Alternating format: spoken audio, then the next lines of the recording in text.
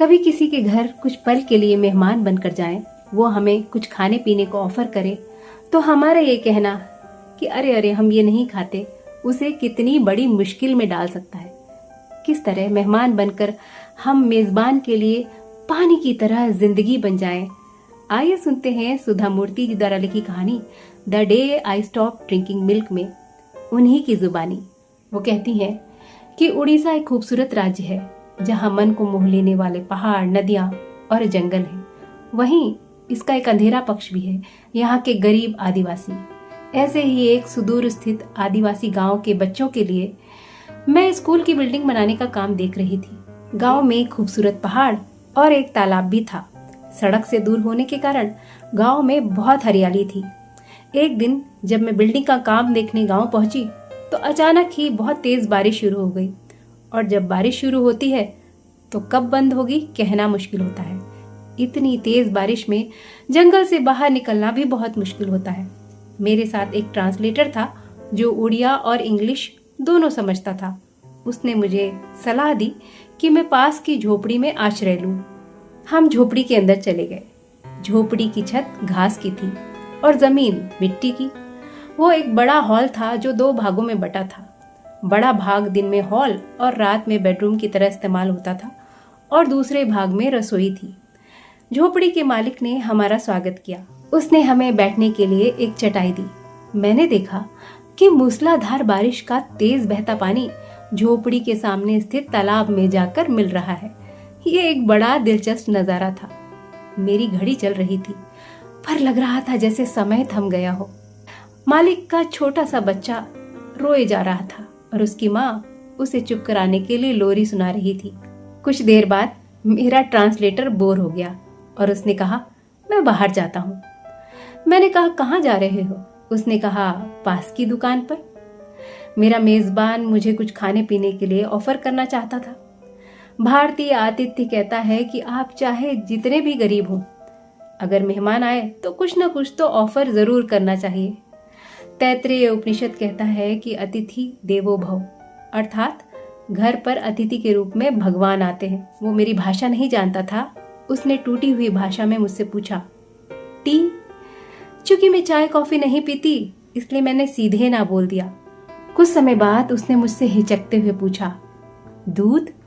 यूं तो मैं दूध भी बार बार नहीं लेती, पर मैं उसकी भावनाओं को आहत नहीं करना चाहती थी, इसलिए मैंने हाँ में सर हिला दिया। वो अंदर रसोई में गया और अपनी पत्नी से उड़िया में बात करने लगा। मैडम दूर बड़े शहर से हमारे गांव आई हैं। हमारे बच्चों के पढ़ने के लिए स्कूल बना रही हैं। बारिश की वजह से वो आज हमारी मेहमान है। तुम उन्हें एक गिलास दूध दे दो।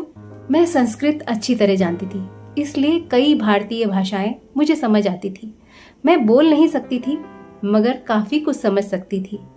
मेजबान को लगा चूंकि मैं ट्रांसलेटर साथ में लाई हूँ, इसलिए मैं उड़िया समझती नहीं। वो अपनी पत्नी से खुलकर उड़िया में बात कर रहा था। पति की बात सुनकर पत्नी परेशान हो गई। बच्चा लगातार रोए जा रहा था। ऐसा लग रहा था तेज मूसलाधार बारिश और बच्चे की रुलाई आपस में जुगलबंदी कर रहे हों। पत्नी चिड़चिड़ाए स्वर में बोली, बाहर बैठी औरत के बाल पक गए हैं, मगर उसे जरा भी समझ नहीं है। हम गरीब लोग हैं, हमें अपने बच्चे की देखभाल भी करनी है। हमारे पास सिर्फ ये 1 गिलास बकरी का दूध है, उसके लिए भी हम कितनी मेहनत करते हैं। अगर वो चाय मांगती तो कुछ चम्मच दूध डालकर मैं बना देती। अगर वो मच्छी खाती तो हम तालाब से लाकर मच्छी करी बना देते। अगर वो पखाला खाती, यानी कि रात का बचा हुआ चावल पानी में, तो वो भी हमारे पास है। मगर उन्हें दूध जैसा कीमती पेय नहीं मांगना चाहिए था। मेजबान ने पत्नी से आग्रह किया, इतना रूखा व्यवहार मत करो, तुम्हें शोभा नहीं देता। तुम अच्छे हृदय की औरत हो। आज सिर्फ बारिश की वजह से मैडम हमारी मेहमान है, वरना वो भुवनेश्वर चली गई होती। उनके ट्रांसलेटर ने मुझे बताया था कि मैडम वेजिटेरियन है, इसलिए वो मच्छी नहीं खाती। वो चाय कॉफी भी नहीं पीती। मुझे पता है उन्हें पखला खाने की भी आदत नहीं होगी। इसके अलावा हमारे पास सिर्फ दूध ही तो है जो हम उन्हें दे सकते हैं। तुम ऐसा करो, आधा गिलास दूध और आधा पानी मिलाकर एक साथ उबाल दो। बच्चा और मैडम दोनों दूध बांट लेंगे। झोपड़ी में शांति छा गई। ये बातचीत मुझे स्तब्ध कर गई। कुछ देर बाद झोपड़ी का मालिक मेरे लिए एक छोटे से ग्लास में दूध लेकर आया। मैं महसूस कर पा रही थी कि मेहमान की छोटी सी मांग भी मेजबान को कितनी मुश्किल में डाल सकती है, खासकर हमारे जैसे गरीब देश में। अगर मेहमान को अमीर आदतें हो तो मेजबान को वो कितनी चोट पहुंचा सकती है। कुछ देर बाद मेरा ट्रांसलेटर आ गया। वो पान पराग चबा रहा था। मैंने उससे कहा, इनसे कह दो आज मेरा उपवास है। मैं हर बुधवार उपवास रखती हूँ और उपवास में मैं सिर्फ पानी पीती हूँ, मैं दूध नहीं पीती। मेरा ट्रांसलेटर विस्मित था क्योंकि उसने मुझे सुबह नाश्ते में दूध लेते देखा था। फिर भी उसने मेजबान से वही कहा जो मैंने उससे कहने को कहा। मेजबान ने परेशान होकर पूछा, बुधवार को कौन उपवास रखता है? लोग सोमवार, मंगलवार, गुरुवार, शुक्रवार और शनिवार को उपवास रखते हैं। बुधवार को आप किसके लिए उपवास रखती हैं?